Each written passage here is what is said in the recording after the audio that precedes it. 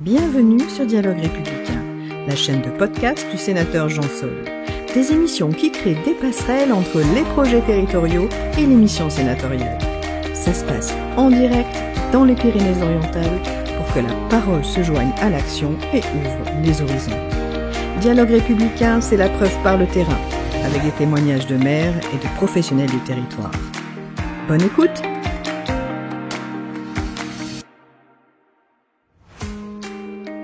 Bonjour à tous les auditeurs qui nous écoutent. Je suis Carole Del Pozo, sénatrice suppléante et collaboratrice du sénateur Jean Sol. Nous recevons aujourd'hui le docteur Philippe Aimé, psychiatre dans le Gard.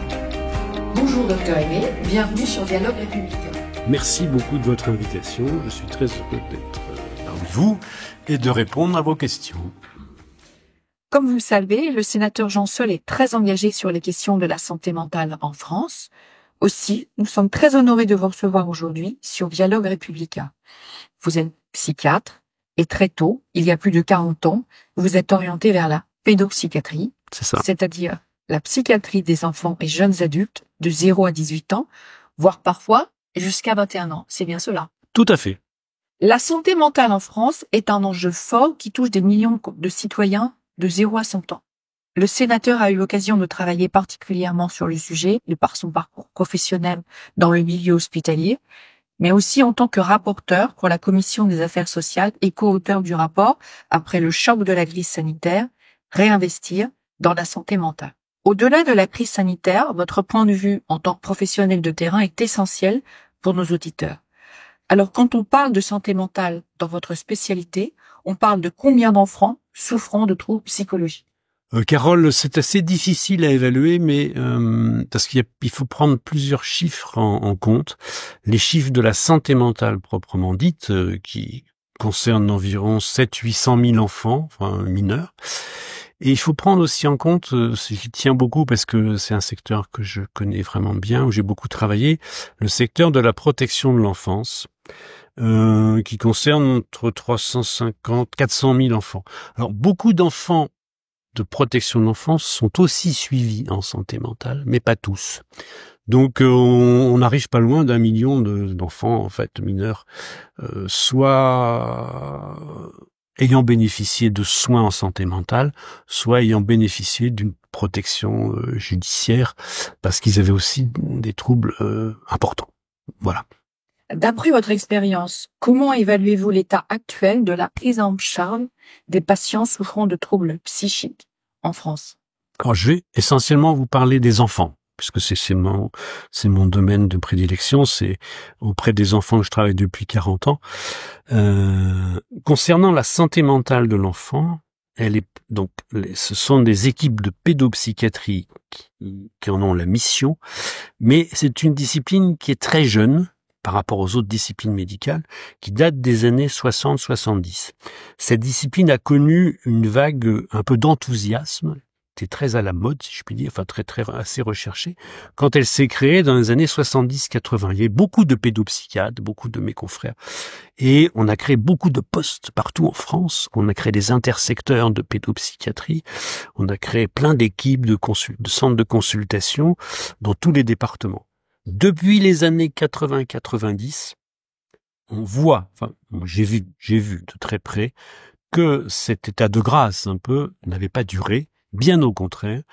Les gouvernements successifs, je leur jette pas la pierre parce que c'était peut-être difficile à appréhender, n'ont pas vu que les personnels de santé mentale, en particulier les médecins,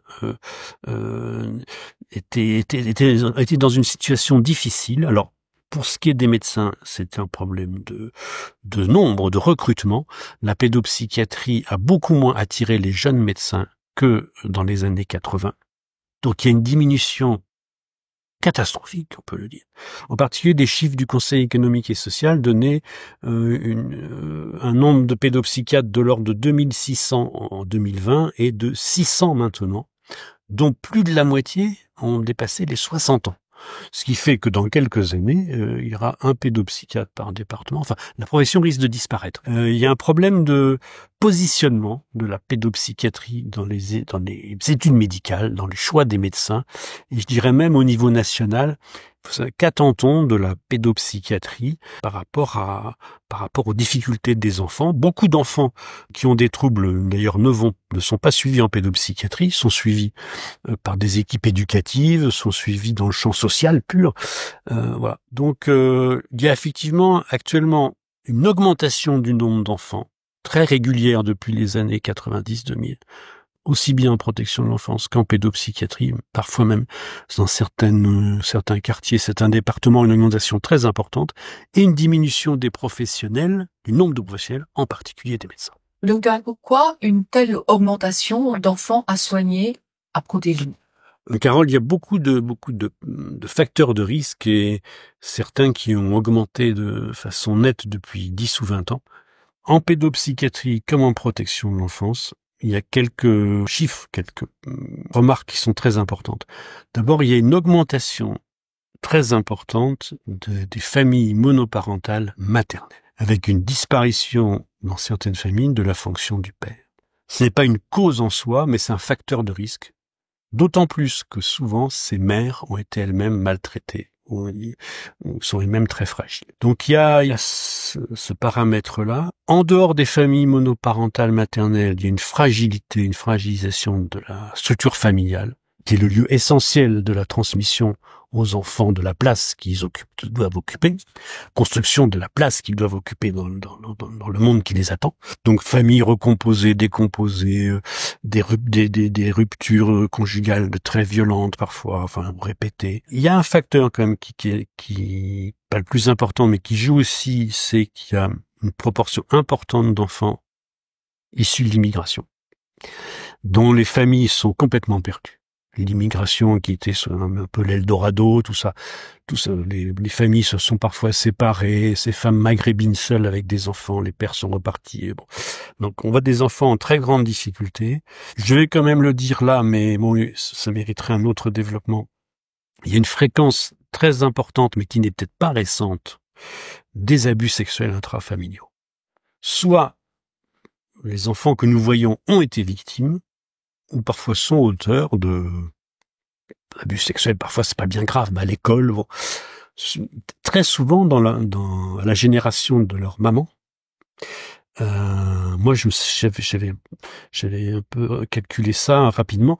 Je pense que près de la moitié des familles que j'ai vues en protection de l'enfance, les mères avaient été victimes d'abus sexuels dans leur enfance ou dans l'adolescence, au début de l'âge adulte. Parfois même les grands-mères. Il y a des familles où se répètent les abus sexuels de génération en génération. Et on en voit encore beaucoup trop. Alors je sais pas, je peux pas dire comment c'était il y a 50 ans, hein, mais ce qui est sûr, c'est qu'on en voit beaucoup. Beaucoup de ces mères, souvent, n'en ont jamais parlé. Elles n'en parlent que quand leur enfant est signalé. Mais elles n'en ont pas parlé à l'époque des faits. Donc la fréquence des abus sexuels est un phénomène majeur.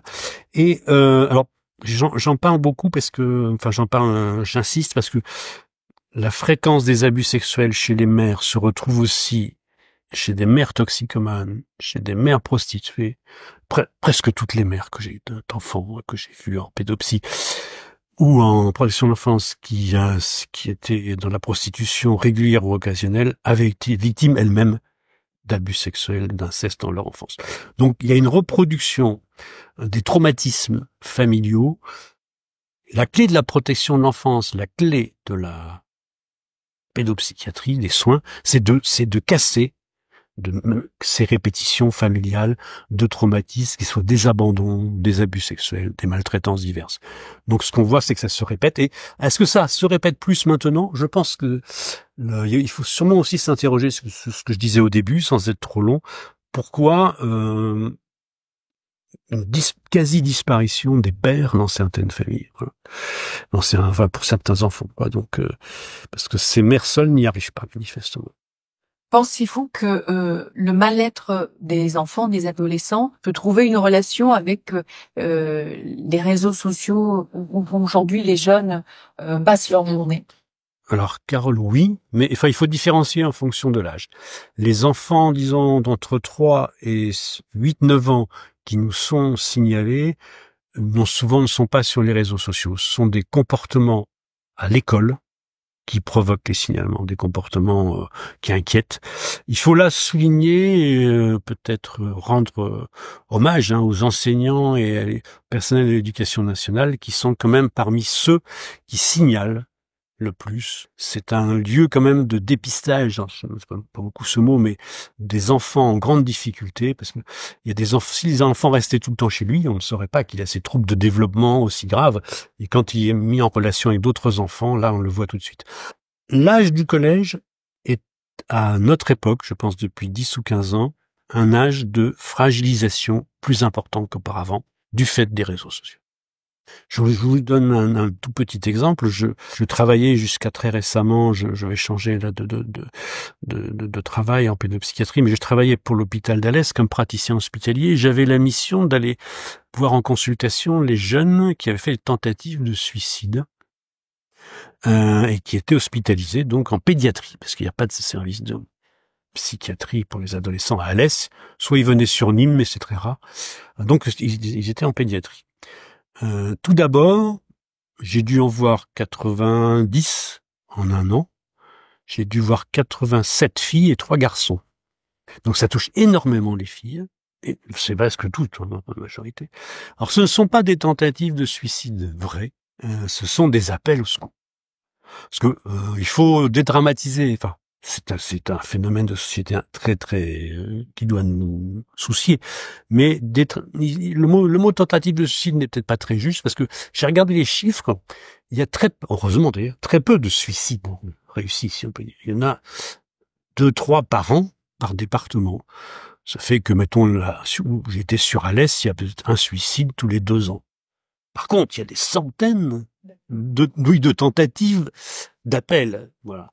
Alors, la plupart, quand même, une majorité de ces appels au secours, j'ai pas fait le calcul, étaient d'abord de l'âge du collège, étaient dans une ambiance de harcèlement, parfois difficile, dans une ambiance de harcèlement où il y avait des symptômes, des phénomènes de réseau au sens de diffusion de vidéos. Voilà. L'exemple type, c'est une jeune de 13 ans, elle a un petit copain, il lui dit « Ah, tu devrais me montrer tes seins ».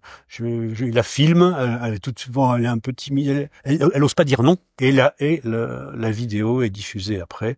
Si la gamine, par exemple, dit à ce petit copain « Non, mais je veux plus rester avec toi », il se venge en diffusant la vidéo et en disant que c'est une pute, que si, que mi, enfin bon. Alors ça, c'est très fréquent, hein. Très fréquent. Alors, il y a une sensibilisation, quand même, du corps enseignant, des pouvoirs publics sur cette question. Et actuellement, avant c'était les harcelés qui changeaient de collège, on dit qu'on essaye de faire que ce soit les harceleurs qui changent de collège. Donc et je pense que les pouvoirs publics, nos ministres, alors ils ont beaucoup changé, c'est un peu bêtant, mais sont conscients, et des lois ont été en préparation ou ont été votées déjà pour alerter sur le harcèlement et le prévenir surtout. De manière générale, dans sa vie personnelle ou professionnelle, nous mesurons le nombre croissant de maladies dites neurodégénératives, comme la maladie d'Alzheimer, Parkinson, pour nommer une. Il apparaît que la jeunesse est aussi extrêmement touchée par la détresse psychologique et la perte de sens. Tout cela crée une toile de fond qui tend à penser que la santé mentale en France se dégrade, ce qui en fait un enjeu majeur. Que pouvez-vous nous dire sur l'évolution de la santé mentale des plus jeunes ? Carole, il y a en fait plusieurs questions dans vos remarques qui sont très très judicieuses. La première, je vous réponds de façon très brève, les maladies neurodégénératives telles que l'Alzheimer ou le Parkinson ne touchent pratiquement pas les enfants, sauf quelques rares maladies neurodégénératives de l'enfance, elles existent, avec parfois des épilepsies, des troubles, des retards intellectuels majeurs. Ces enfants sont essentiellement suivis en neuropédiatrie ou dans le champ du handicap. Les pédopsychiatres interviennent peu, sauf en soutien à la famille, parce que ce sont des familles en détresse par rapport à l'évolution de leur enfant. Je profite de cet échange, merci, pour vous dire un petit mot sur une maladie qui pourrait être située comme neurodégénérative, mais n'est pas dégénérative à mon avis, dans le sens habituel du terme, c'est l'autisme. Alors, je pourrais pas développer ici toutes les questions soulevées par l'autisme. Il faut absolument, avant de parler d'autisme, se mettre d'accord sur de quelle pathologie nous parlons. L'autisme tel qu'il a été décrit il y a presque un siècle, l'autisme de Kanner touche des enfants très très jeunes, hein, dès les premiers mois de développement. C'est une maladie extrêmement grave. L'enfant ne parle pas, l'enfant a des troubles, une déficience intellectuelle majeure, ne pourra jamais s'intégrer socialement et il n'y a aucune guérison et aucune amélioration. Si vous revoyez ces enfants 30 ans après, ils n'ont pas bougé. Comme ces enfants vivent dans leur monde, par analogie, on a appelé autisme des adultes, même intellectuellement normaux, voire comme on dit HPI, on les a appelés autisme ou syndrome autistique parce qu'ils sont dans leur bulle. Mais ce n'est pas du tout la même bulle.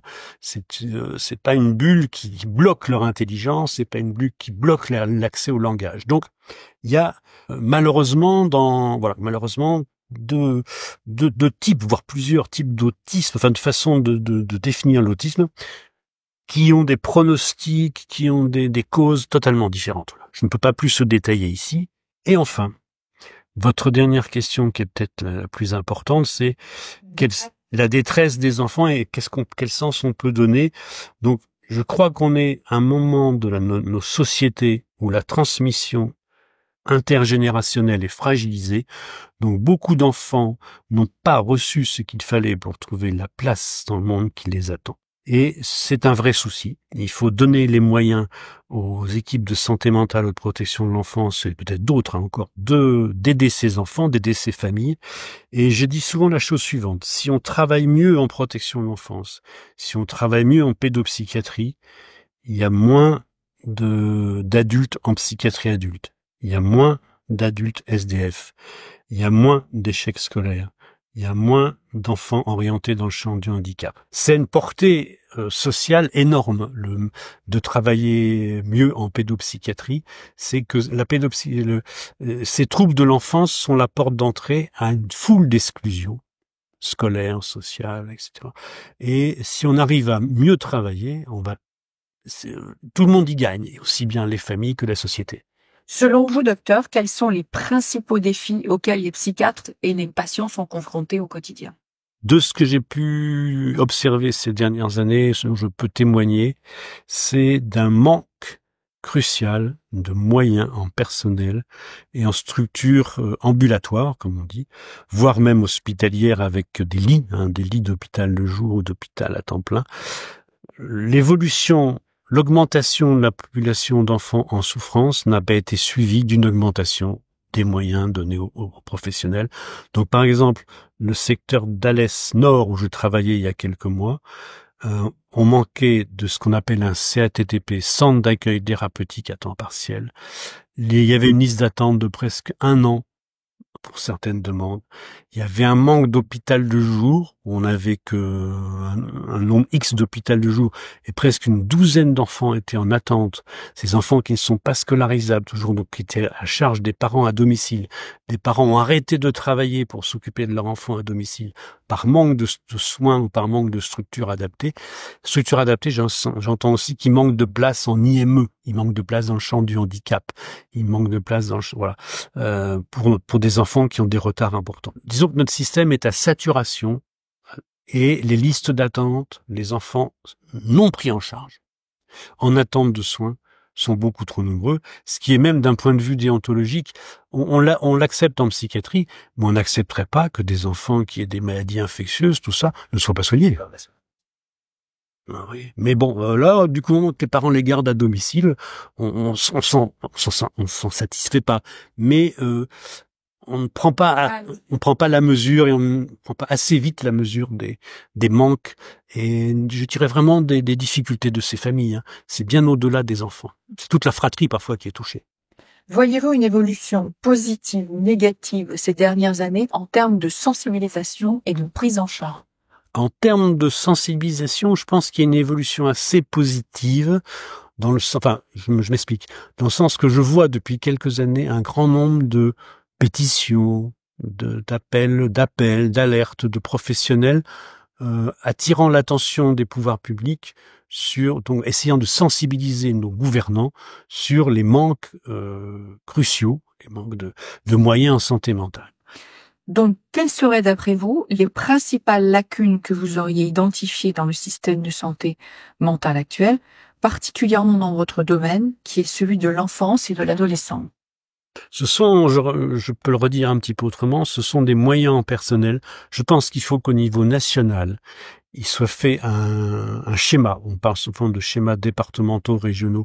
Je crois qu'il faut faire un schéma national de psychiatrie de l'enfant avec, pour chaque intersecteur, qui correspond, je sais pas, à 30 000 ou 60 000, ça dépend des départements, s'ils sont ruraux, citadins, s'ils sont à risque, tout ça.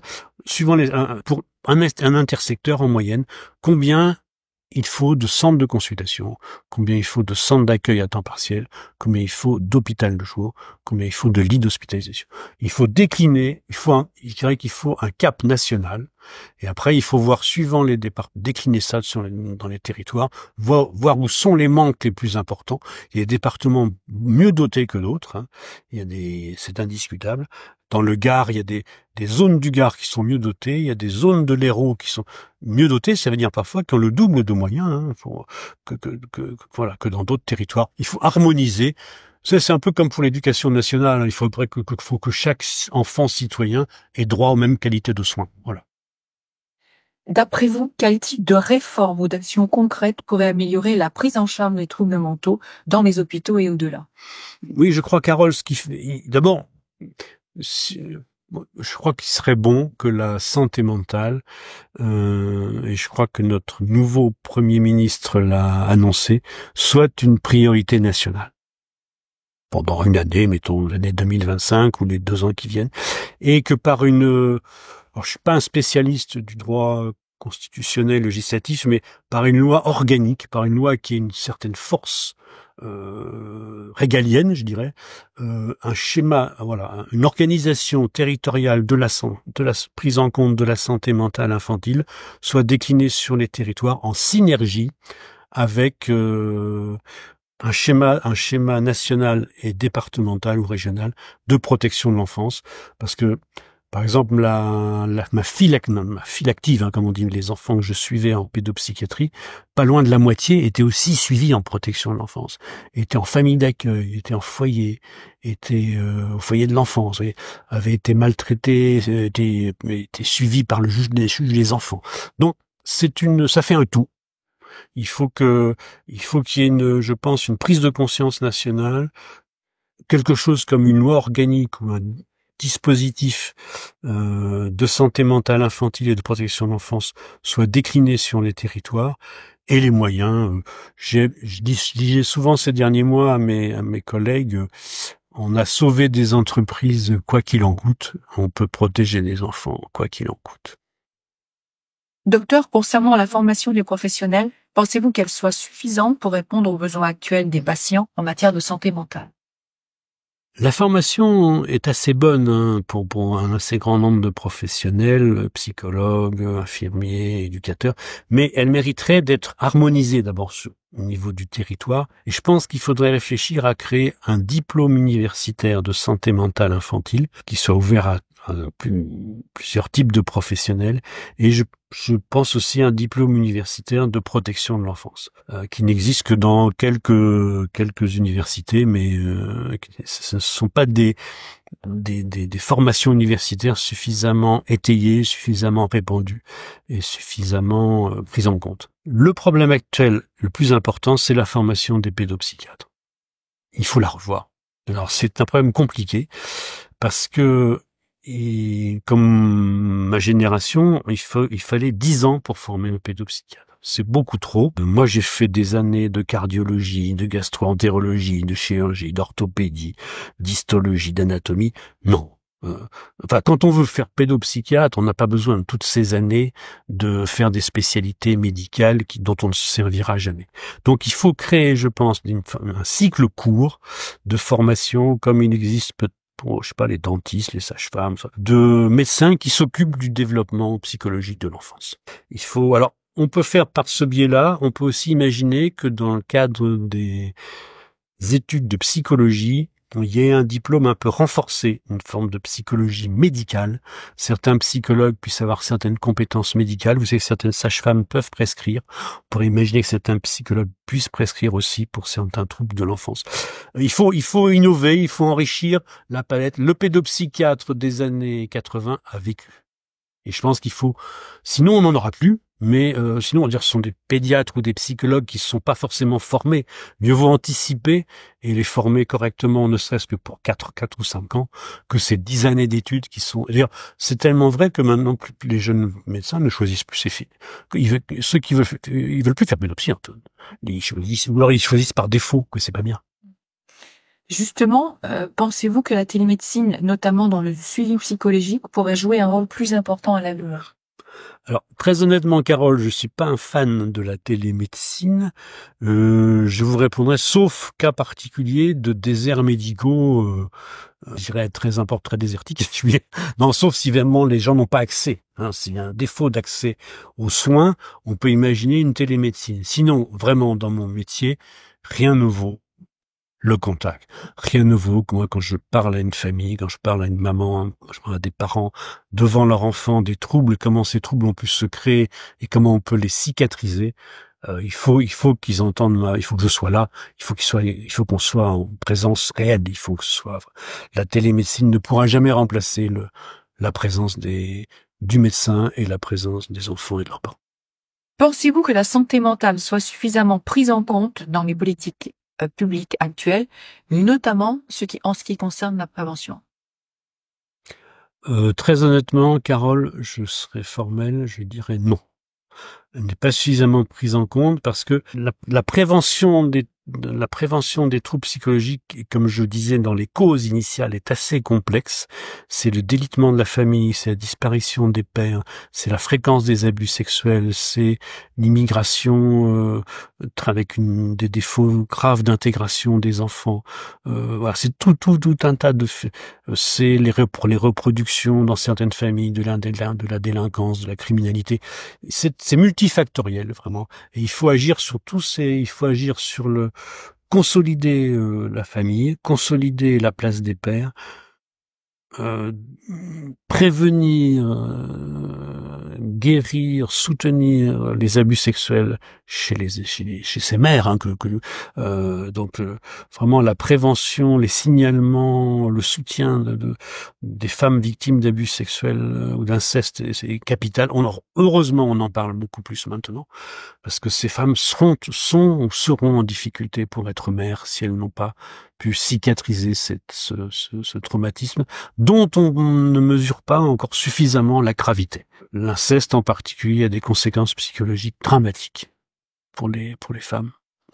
Et même quand elles pensent qu'elles vont mieux, quand même, je crois qu'il reste des cicatrices très très très graves. Donc ça demande auprès de ces femmes un soutien très important et une aide peut-être, si elles le souhaitent, auprès de leurs enfants parfois. Docteur, quelle est selon vous l'importance de l'éducation et de la sensibilisation du grand public sur les troubles mentaux?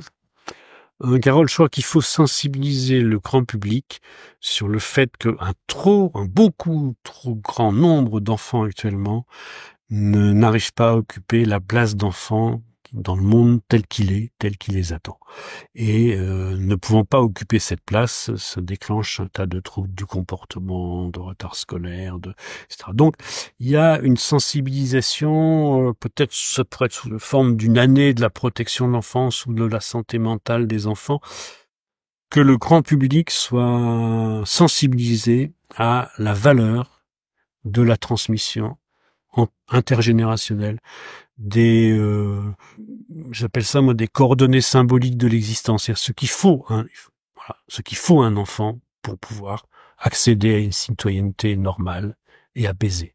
Et je vous assure que les enfants que je vois en quotidien n'accéderont pas, si on ne les aide pas, à une citoyenneté normale et apaisée. Ils vont être dans des situations d'exclusion, ils vont être dans la délinquance, ils vont être dans des appels à l'aide, ils vont être dans l'échec scolaire, enfin voilà. Et donc ça, c'est un problème que le grand public peut appréhender, je pense. Si l'on résume, quelles devraient être les priorités ou la priorité des priorités du gouvernement pour mieux prendre en charge la santé mentale dans les prochaines années?